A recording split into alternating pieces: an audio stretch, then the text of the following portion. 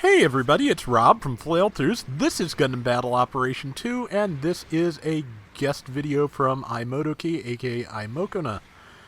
This is, of course, the Zock, and the Zock is fun to use. This is a mix-up round, which is actually the last way I published the Zock, so we are going to see more Zock fun. As you can see, it hits really hard. The downside is it is very easy to overheat its weapons. Moko fired an uncharged shot after the charged shot, and that was pretty much it for the heat on the quad beam cannon. The Phonon Maser, the head weapon, which is just here listed as a mega particle cannon, it is a damage over time weapon. So far, I believe it's the only one in the game on a mobile suit. The Psycho Gundam also has them, but yeah, Psycho Gundam is nasty, but yeah, the Zock also has a knockdown swing, but it's kind of difficult to land. But let's see, I think that is a GPO-1 that Moko is fighting there. Didn't quite, sadly, get it in the get it with the tackle. Yeah, that's a GPO-1. But yeah, let's see. Zock also has a lot of hit points, so you can take something like that head on if you need to and take it down. And another good kill. No, that missed. I'm amazed. Oh well, Maser time. And okay, that person's dead. That one's about to be dead. Yep. Went right through the shield like it was nothing. And let's see. Yeah, good time to just hang back, especially with a Goof flight type over there, because you kind of need weapons, and it currently has no ranged weapons until the quad guns are ready. Which, if you don't charge them, you can fire them a couple times in a row. But okay, that's done.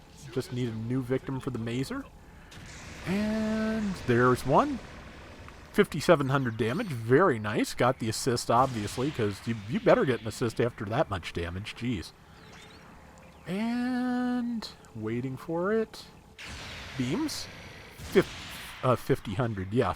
5,000 damage. And Maser is ready again, and it just comes down to finding a target again. And it does not have like the kind of piercing that the Skiere does. It can't go through scenery, I don't believe, or at least not scenery as thick as that scaffolding. This was recorded before the latest patch for Spring Festival Zeta. Now, when you destroy the shuttle there, it also wrecks the surrounding scaffolding and changes the terrain a little bit, which is a nice touch. And also, anyone standing too close to the shuttle gets heavy stagger when it goes off. So yeah, I had some nice changes. You know, nice change of pace there. Good damage on that person. Tried to do a knockdown swing, but someone else was here to help, and yeah, sent the sorry tell, because yeah, they're doing at least somebody actually showed up to help, and that is important.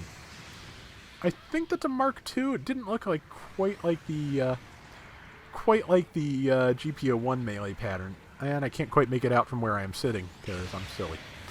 I'm a little bit far back from the screen, but okay, yeah, it is a Mark II. I could tell by the beam saber racks this time. That's a tell.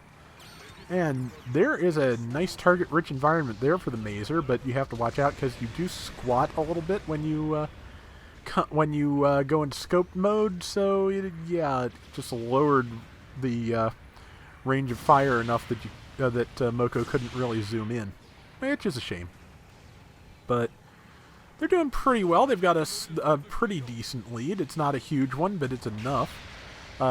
In mix-up mode, of course, the score counts down, because you are depleting the enemy's gauge. So the enemy has a lot less gauge than Moko's team does. So that is good. And yeah, 8,400 to 2,400, just pulling back into the tunnel to wait for weapons to finish overheating. And yeah, Moko is not shy about letting the weapons overheat here, and that's not a bad thing. I try to avoid it a little bit more, but Moko seems to be more focused on just doing as much damage in as short a term as possible, which I think is not a bad thing in mix-up mode. Let's see, I think there was just an airstrike there, because that was a lot of damage, but still here. And beams. And somebody got the kill. It was the Pale Rider Cav. And yeah, pretty solid round there. A lot of damage. And the Zock is fun to use. So hope everybody who wants one can get one. Yeah. Top assist score at 1100. Top combat score at 4100 because Moko never died. So yeah. And don't think it showed damage stats, but yeah, good stuff all around. And that is going to do it for today's Gundam Battle Operation 2. We will be back soon with more, so till next time, everybody take care and have fun. Later! Since I occasionally get this question, I think I will just commit it to video here for future generations. The special MS counter at the end of a round is... Okay, so they basically... high rarity mobile suits that have been added to the lottery in the past month are the special MS. There's a list on the official website of which mobile suits count for this.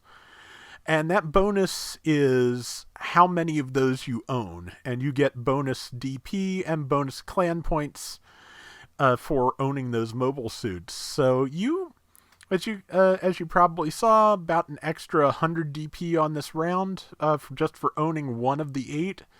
So yeah, if you chose to whale on this game, you could get a lot of bonus DP and a lot of bonus clan points, but honestly, save your money. It's fun, but never go broke playing a game. I guess that's obvious, but even so, just be careful with your money. It's important.